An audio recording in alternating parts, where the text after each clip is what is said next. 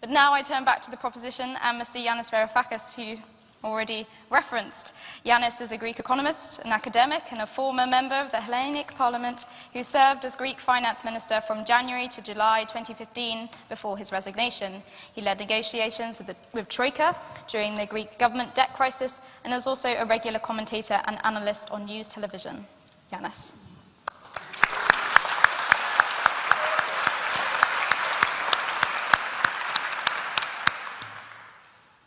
First, we indebt ourselves. Then, we indebt the foreigners. And lastly, we indebt our children. Remember that line by David Hume from his treatise on money? He was completely right. And as the former finance minister of a state and of a nation devastated by debt, unsustainable debt, I think I have the capacity to put this position forward. The idea that parsimony is a virtue and profligacy is a sin is one that I am prepared to embrace enthusiastically. The problem with austerity is that it is absolutely unrelated to the notion of parsimony. It is intellectually weak, if not a totally bankrupt idea, macroeconomically dangerous, and morally highly problematic. What is austerity? Let's begin by defining it so that we have the same kind of understanding of what we're talking about. Austerity is the idea that during the bad times, you cut government budget deficits, you create surpluses in order to contain the growth of your debt to GDP ratio. That is what austerity is about. That has never worked in the history of capitalism, and it will never work in the history of capitalism. And the reason why George Osborne stopped doing it was because it was not working. And the reason why he was not catastrophic was because he understood that his own policy of austerity was one that deserved to be confined to the dustbin of history where it deserves to be. Allow me to say that there are two basic misconceptions about austerity. The first one is that it is the natural response to an orgy of government spending on the social welfare state. In this country, forget Greece for a moment. Well, just forget Greece. But in this country, there was an orgy of government spending.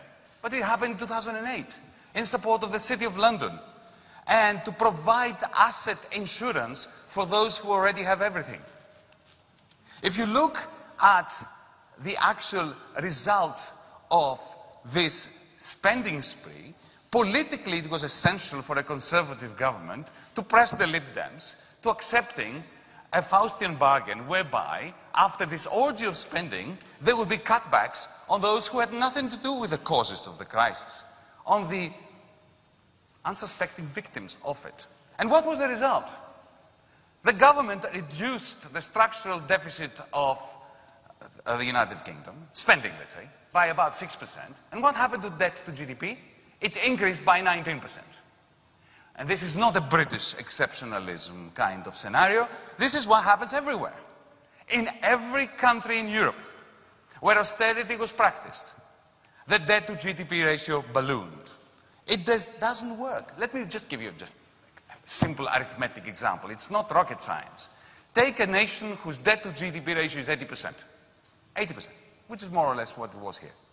And then imagine that the state budget is about 40% of GDP. Again, more or less the number that pertains to the United Kingdom. Yeah? And imagine that we have an enthusiastic Austerian government that reduces government spending by a half. It goes from 40% of GDP to 20% of GDP. What will happen is, immediately, just because the belt-tightening metaphor is really irrelevant in the case of the state, I believe in belt-tightening.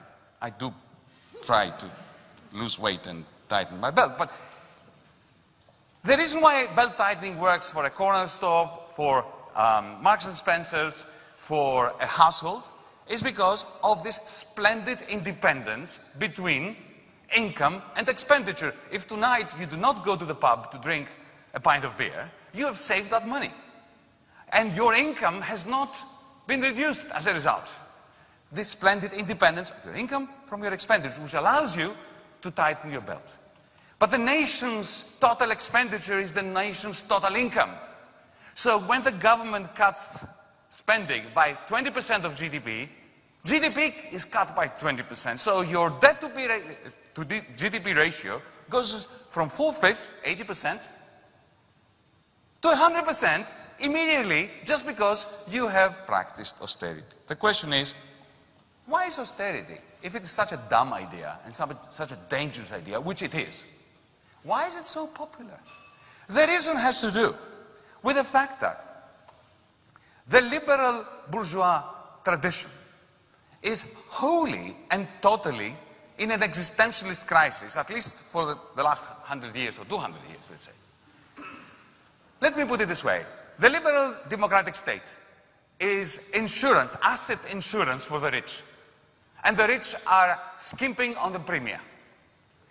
The rich want a powerful state to preserve their property and their assets, but they are worried that a state that has the capacity and the power to preserve their property rights is also a state that can confiscate them.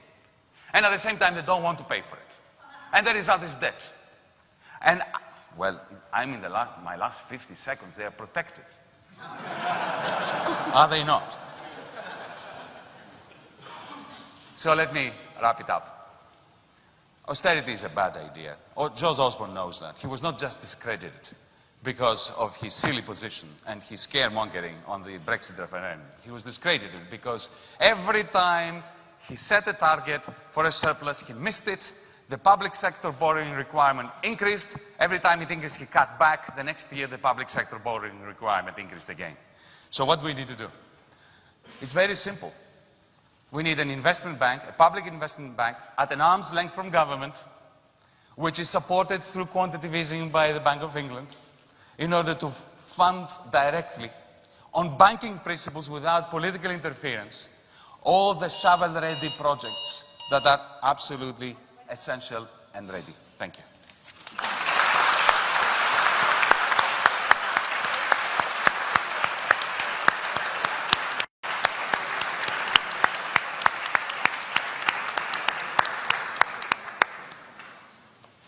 Thank you so much, Yanis, for that fine speech.